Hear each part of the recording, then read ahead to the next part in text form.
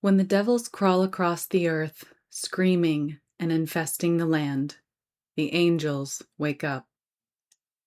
The divine remember who they are and that the darkness needs an answer, though not the answer they demanded, an answer that requires their silence.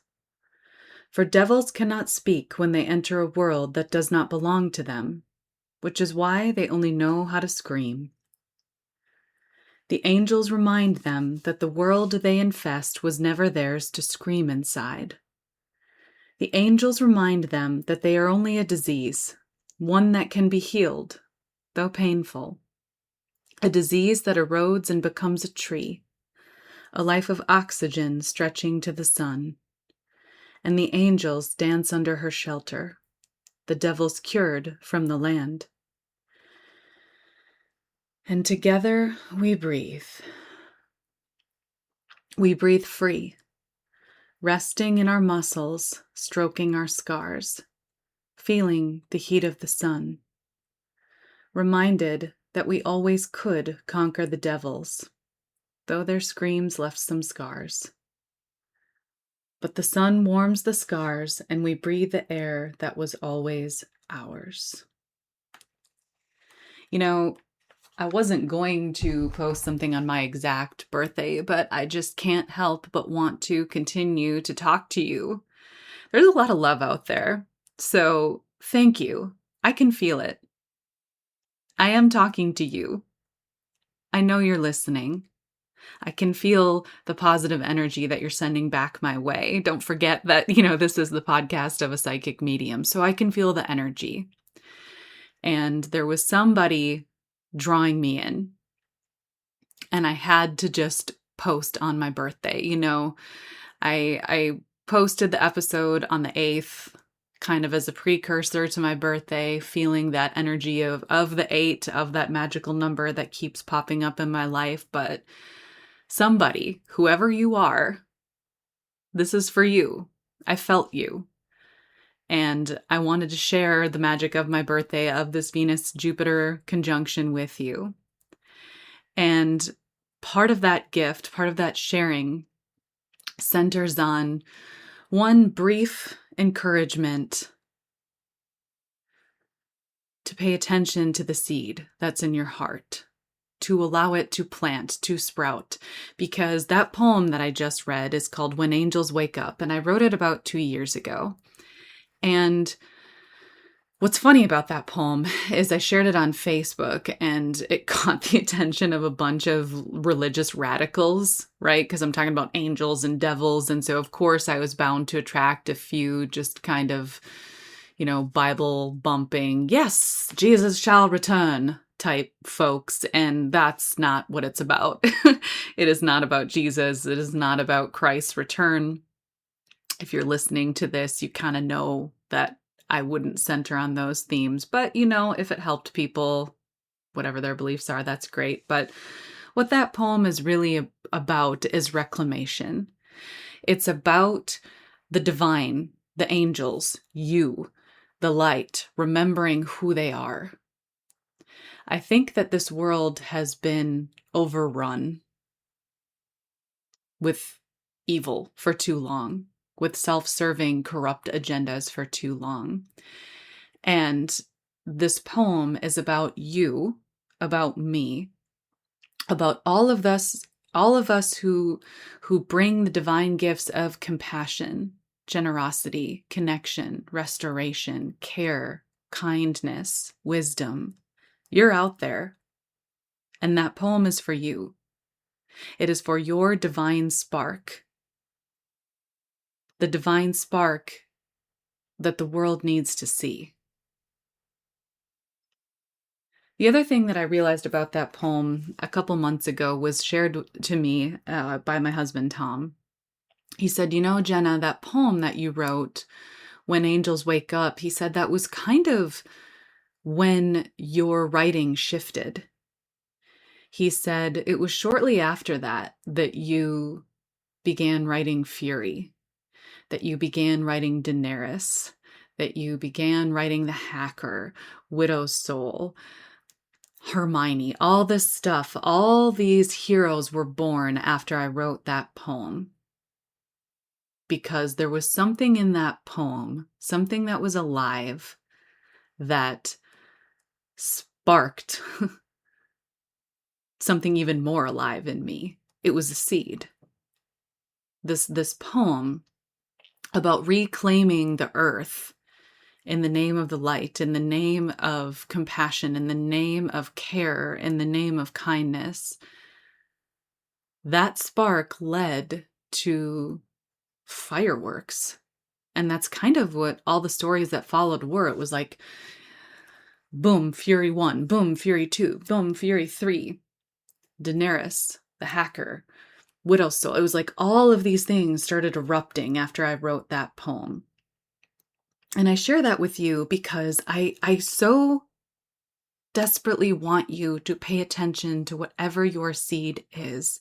Lately, I've been talking a lot about attention. There is something, and I know that this message is for someone specific out there. There is something calling your attention, and that thing is not a singular event. It is a seed. The world needs something from you.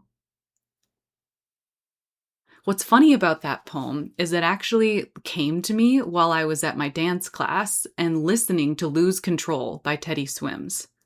Okay, that song, fantastic, but kind of lusty, right? Like it's sort of about this toxic relationship that he has with whoever it is that he's losing control over. I don't imagine that when he originally put out that song that he thought, yeah, there'll be a listener out there who writes this spiritual warfare, reclaiming the earth song based off of this. But that's the beauty of art. That's the beauty of your spark. Whatever it is that you need to put out in the world, you have no idea the beautiful ripple effect that it could have. Because that is the power of our divinity too. Teddy Swims can put out this like song about a toxic relationship, but man, he feels that song. If you listen to how he sings that song, he feels it. There was some intensity in that song. And for me, it was about the lose control part. Right? He keeps being drawn back to this darkness. Like there's literally a line that says, "My skin in your teeth." And as I listened to that, I thought about the evil of this world. I thought about the monsters that scream and sort of draw us in, the monsters that are so loud, that create these toxic cycles that people become addicted to and then pass on. Because that's why monsters have gotten where they are. They're really good at dopamine hits. They're really good at pretty words that draw you in. And by the time you realize the monster behind the teeth, it's too late. You're in the cycle. And so as I heard this song, it just, there was something just swimming in my mind about enough of this loss of control. Control has been given to the wrong people. Control has been given to the patriarchy. Control has been given to people with corrupt agendas. Enough. It's time to take that control back. It's time to take that power back in the name of reclaiming the feminine and in the name of caring for this earth, not exploiting it. We human beings came to this earth. Our souls chose these bodies, this place for a reason. And I do not believe that reason was to pillage and rape and destroy and exploit. I believe the real reason was to learn how to cultivate, to learn what it means to truly grow, to restore, to connect, to bring the divinity to the physical. Because that's what this world is. There is the divine in everything around us. The divine is everywhere, and that's why we came here. And so, again, I don't think when Teddy put that song out that he thought, you know what? This is what someone's gonna get from it. But this is why you need to put out the thing that's been nagging at you. Whatever it is, that picture you took. And by picture, I mean something artistic, not something exploitive or whatever. Like put out that picture of the moon that you took, that beautiful picture of the water, that picture of that heron. There's some sort of art. Maybe you need to post that picture. Maybe you need to apply for that grant to get that that thing that the resources you need to put out your magic into the world. Maybe you need to write that song. Maybe you need to start that business. Maybe you need to make that connection. You have no idea the powerful ripple effect that your spark will have on you and have on the world. You just don't know. That's the beauty of the divine. That's the beauty of our connection. That's the beauty of the spirits, is that things move. When you're brave enough to put something out there, to be vulnerable and put your art out there, to put your ideas out there, to say the thing, to do the thing, to make the thing, there's a ripple effect that you can't even imagine now. But I can promise you it's going to be remarkable.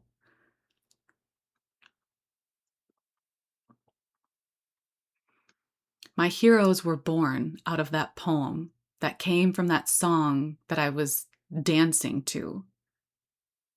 You know, my dance teacher probably doesn't know that as she's sitting here choreographing these moves, that these moves are helping women to connect with their bodies and connect with their minds and their spirits again. That's a piece of this too, that the art of dance, movement, cardio, connecting with my body is also moving my brain, moving my spirit. As I'm moving my body to this art that this other woman made, well, I'm creating my own art. These are the cycles that we need. And these are the cycles that you have the power to make if you just pay attention. I can't encourage you enough to pay attention to the thing that's been nagging at you. And maybe that thing is reframing your anxiety. My book, Monsters, which I'm so proud of, it's about healing from domestic violence via the magical. I turned elements of domestic violence into monsters that the main character confronts via her reflections. Do you know that that book was born out of a panic attack? And here's the thing, I don't get panic attacks. I've had maybe 2 in my whole life. I didn't even know that what I was experiencing was a panic attack until later when I described my symptoms to my husband. He's like, yeah, that's panic attack, Jenna. I was in a meeting. I was forced into a meeting with a dangerous person and I couldn't control my body, specifically my mouth. I was contorting. It was weird. It was this very it was just strange. It was this meeting in this professional setting where there appears to be no physical danger, but I was with someone who had been sort of subtly attacking me and attacking others, and there was this danger in his eyes.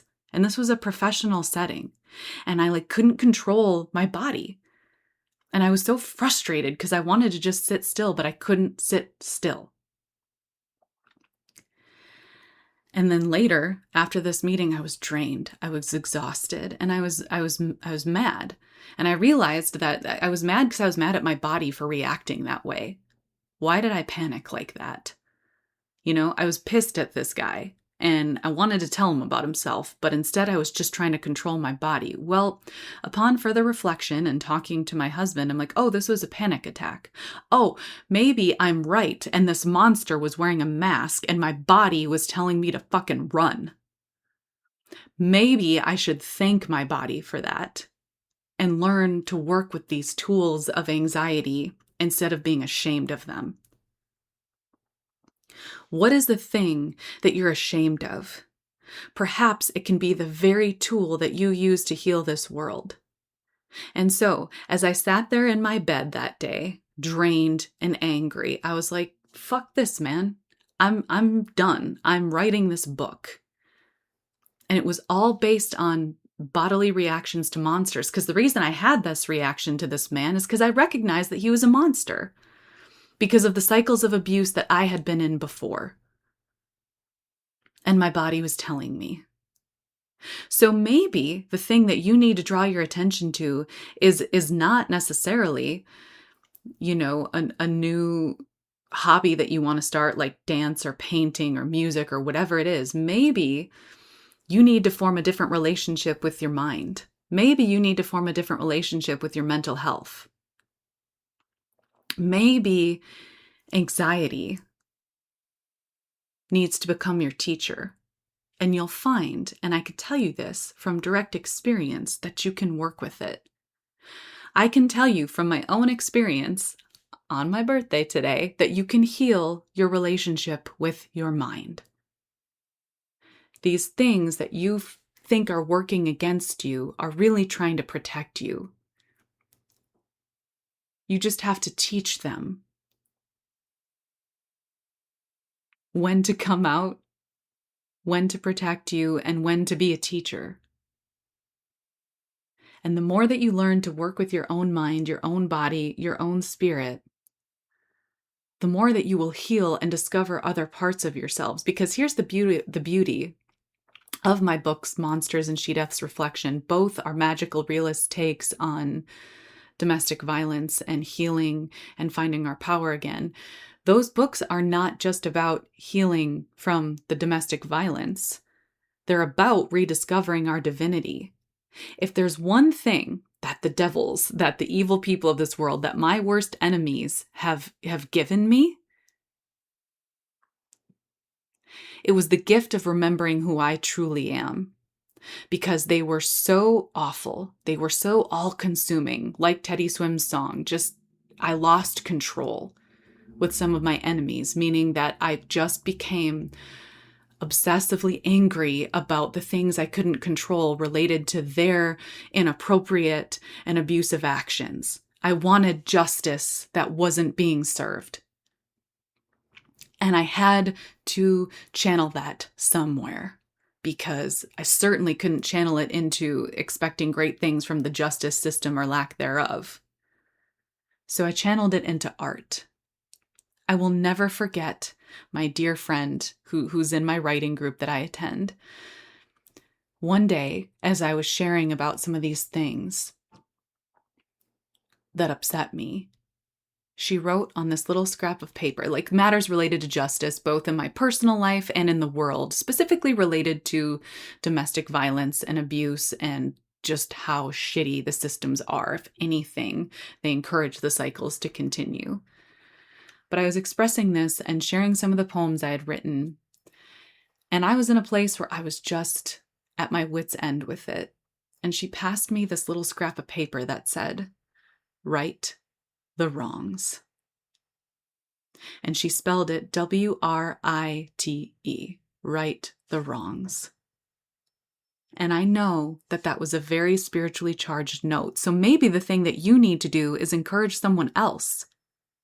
Maybe you've noticed someone's power. You've noticed their strengths. Do not underestimate your voice. They need to hear you. So maybe the thing that you need to pay attention to is your ability to lift up others. Your voice is strong. Maybe that's what you need to bring your attention to. Maybe that's the seed that you need to plant, that thing you've been thinking about with someone out there. Tell them, plant that seed. This friend of mine wrote that on a piece of paper like 6 months ago, and it still rings in my head. The words that we plant are seeds. If you don't believe me, just think of that thing that someone called you, that thing that someone said that pissed you off, and how you ruminate on it. Well, you know what? The beauty of that is it works the other way too. The words of encouragement and empowerment that we plant ruminate too. Only they don't fester, they grow. There's something you need to say to someone. Say it. Your words are seeds. Her words were seeds. Right the wrongs, she told me. So I did. I listened. I continued to channel my rage and my frustration with the lack of justice into my art. Because as I've shared before, we need to find the other way. We can't rely on these corrupt systems for justice and for connection and for restoration anymore. We have to make something new. And that starts with you. I'm so grateful that you came to listen to me on my birthday. Again, please give me the gift of sharing this podcast, of following me. I would be so appreciative if you did that. I'm so glad that you come. I see that you do. I'm always checking to see who's listening. I know you're listening. This message is for you. And please, on this day of my birth, Share my podcast, follow me, but also connect with your spark. And I would love if you have stories of inspirational things that you've done, of ways you've taken these steps, tell me. I would love to hear it. Email me. Y'all know my email, jdill@lovingcreatively.com. I always link my website. You can find me there too. But in the meantime, thanks for coming.